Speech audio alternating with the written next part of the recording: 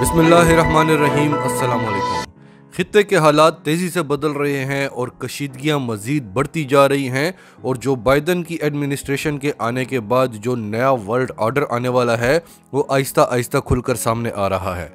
आज की इस वीडियो में पहले तो हम आपको इस खबर की डिटेल देंगे कि ताइवान की फ़िज़ाई हदूद में चीन के और अमेरिका के लड़ाका तैयारे आमने सामने आ गए हैं और मामलात आलमोस्ट जंग तक चले गए हैं।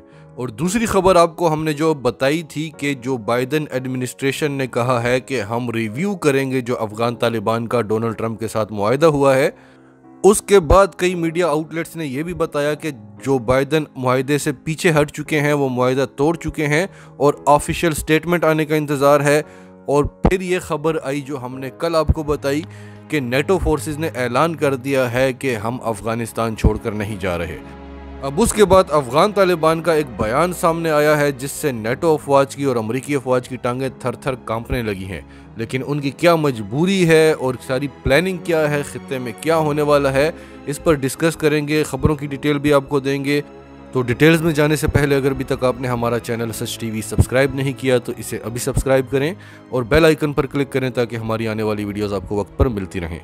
ताइवान न्यूज़ लिखता है कि आज चीन की one people liberation army air force PLAAF के 7 जंगी तैयारे ताइवान के डिफेंस जोन में दाखिल हो गए, जिनमें एक Y-8 था, 2 J-10 फाइटर प्लेन्स थे, 2 J-11 फाइटर जेट्स थे और उसके बाद 2 और J-11 फाइटर जेट्स आए और एक अमरीकी तैयारा भी वहां पर मौजूद था।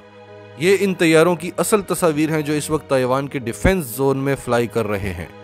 ताइवान ने इनको ब्रॉडकास्ट रेडियो वार्निंग भी दी है और एयर डिफेंस मिसाइल सिस्टम भी डिप्लॉय कर दिया है जो इन तैयारों को ट्रैक करेगा। और ताइवान का कहना है कि जनवरी के महीने में 27 मरतबा चीनी तैयारे हमारी फ़िज़ाई हदूद में घुसे हैं। फिर BBC लिखता है कि चीन ने कहा है कि ताइवान की आज़ादी की बात करना इसका मतलब है जंग। इस खबर को भी डिस्कस करते हैं। और ग्लोबल टाइम्स लिखता है कि चीन ने PLA ने जंगी मशकें शुरू कर दी हैं ताइवान के बॉर्डर के करीब। अब ये सब कुछ हो क्या रहा है? असल तैयारी है चीन को घेरने की। एक तरफ जो क्वाड के 4 कंट्रीज हैं, अमेरिका, भारत, ऑस्ट्रेलिया और जापान, एक तरफ वो साउथ चाइना सी से चीन को कमज़ोर करने की कोशिश कर रहे हैं, दूसरी तरफ से लद्दाख है और तीसरी तरफ से ताइवान को आज़ाद करने की कोशिशें हो रही हैं। अब चीन ने जो बात की है कि ताइवान की आज़ादी का मतलब है जंग, उसका मतलब है कि भारत के साथ जंग होगी। सबसे पहले तो भारत के साथ जंग होगी। जापान, ऑस्ट्रेलिया और अमेरिका दूर की बात है।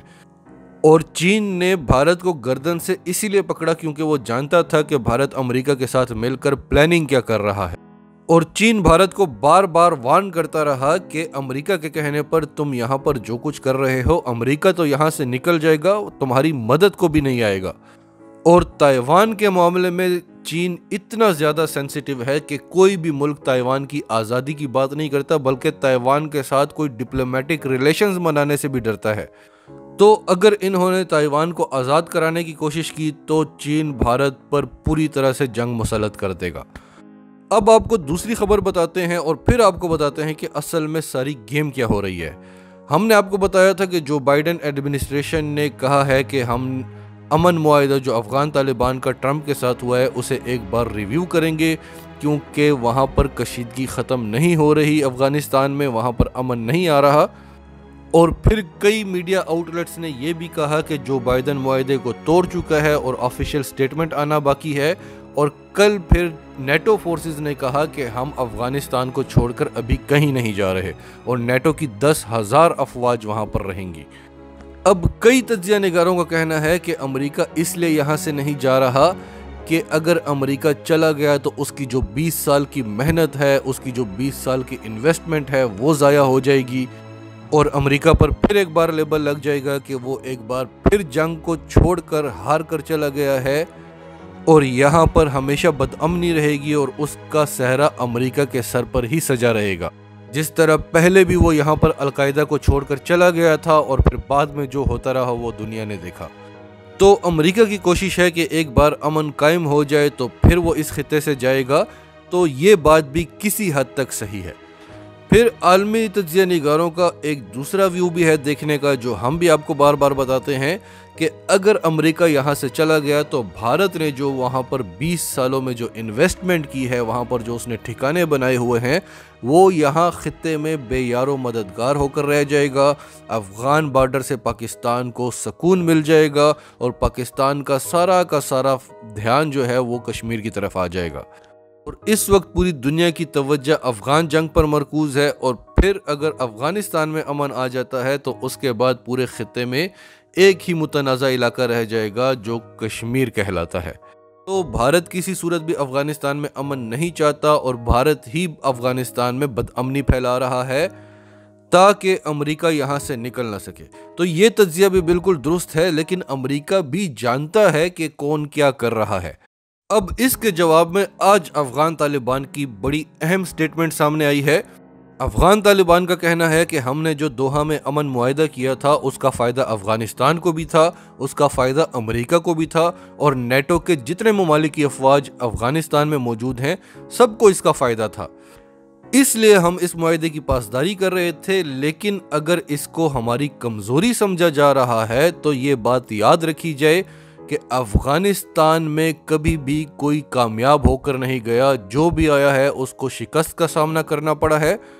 अफ़गानी जंग से कभी ना डरे हैं और ना कभी डरेंगे, और अगर किसी ने हम पर एक बार फिर जंग मुसल्लत करने की कोशिश की तो हम उसका भरपूर जवाब देंगे और दुश्मन को यहाँ से उखाड़ बाहर फेंकेंगे। और इस बार अफ़गान तालिबान के पास टेक्नोलॉजी भी है, इस बार उनको चीन की सपोर्ट भी है। चीन हर मुमकिन कोशिश करेगा कि अमेरिका को यहाँ पर शिकस्त हो, और पाकिस्तान को भी इस बार खुलकर सपोर्ट करना पड़ेगा अफ़गान तालिबान को। इस बार पाकिस्तान डबल गेम नहीं खेल सकेगा, क्योंकि अमेरिका की इस्टेब्लिशमेंट जानती है कि पाकिस्तान वैसे तो अमेरिका का इत्तेहादी था, लेकिन अंदर खाते वो अफ़गान तालिबान की मदद करता था, और यही वजह है कि अमेरिका को अफ़गानिस्तान में शिकस्त हुई। और फिर इमरान खान जो नेटो कंटेनर्स को रास्ता देने के ख़िलाफ़ था, और जब वो अपोजिशन में था उसने नेटो कंटेनर्स का रास्ता भी बंद कर लिया था। और चीन भी पाकिस्तान पर पूरा जोर डालेगा कि किसी भी सूरत नेटो कंटेनर्स को रास्ता नहीं देना। तो इस बार पाकिस्तान को खुलकर सामने आना पड़ेगा, और फिर उसके जो कॉन्सिक्वेंसेस होंगे, क्या वो पाकिस्तान बर्दाश्त कर सकेगा। अमरीकी पाबंदियां लगेंगी, नेटो के तमाम ममालिक पाकिस्तान के ख़िलाफ़ हो जाएंगे, पाकिस्तान के साथ तिजारत बंद हो जाएगी, तो पाकिस्तान को काफ़ी नुकसान उठाना पड़ेगा ऐसी कंडीशन में। इसलिए पाकिस्तान हर मुमकिन कोशिश कर रहा है कि ये अमन मुआहिदा जो है वो कायम रहे, क्योंकि पाकिस्तान ने सिर्फ अमेरिका को गारंटी नहीं दी, पाकिस्तान ने अफ़गान तालिबान को भी गारंटी दी है। लेकिन इन तमाम कॉन्सिक्वेंसेस के बावजूद पाकिस्तान को क्यों अफ़गान तालिबान की मदद करनी पड़ेगी, क्यों चीन के साथ खड़ा होना पड़ेगा? क्योंकि हम उनकी मदद करें, उनको नेटो कंटेनर्स को रास्ता दें, और उनका असल मकसद क्या है वो पाकिस्तान भी जानता है और वो चीन भी जानता है। तो हम उस फौज के लिए सप्लाई कैसे खोल सकते हैं जो हमारे ही खिलाफ इस्तेमाल होनी है। अब प्लानिंग तो इनकी ये थी कि ये अफ़गानिस्तान से निकलते हैं, क्योंकि अफ़गानिस्तान में बैठकर ये अपने मकासद को हासिल नहीं कर सक रहे। ना वहाँ पर ISI इनको चैन लेने दे रही है, ना अफ़गानी उनको चैन लेने दे रहे हैं। तो ये अफ़गानिस्तान से निकलेंगे और आकर बैठेंगे लद्दाख में और मकबूजा कश्मीर में, क्योंकि एक ठिकाना तो इनको इस खित्ते में चाहिए। इस खित्ते को ये छोड़ कर नहीं जा सकते। यहाँ पर चीन है, यहाँ पर पाकिस्तान है, यहाँ पर ईरान है, तो छोड़कर तो ये नहीं जा सकते। तो इनको वहाँ पर जगह चाहिए थी, लेकिन चीन और पाकिस्तान को इस बात का पता चल चुका था, और पाकिस्तान और चीन ने पहले ही प्लानिंग कर ली थी।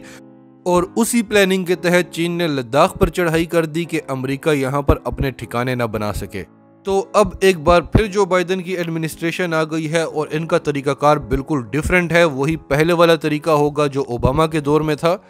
पाकिस्तान को यही कहा जाएगा कि क्या तुम हमारे साथ हो, और अगर हमारे साथ नहीं हो तो हमारे खिलाफ हो।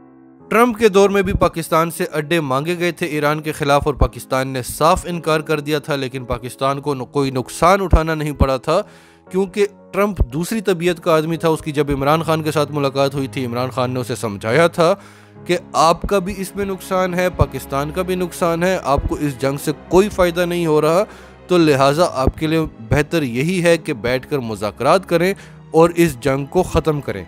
और ट्रंप ने इमरान खान को कहा था कि तुम्हारी और मेरी दोस्ती बहुत आगे तक चलेगी। और ट्रंप ने जाते वक्त भी ये कहा था कि मैं इस वजह से इलेक्शन नहीं जीता, मुझे हरवाया गया क्योंकि मैं जंगें नहीं चाहता।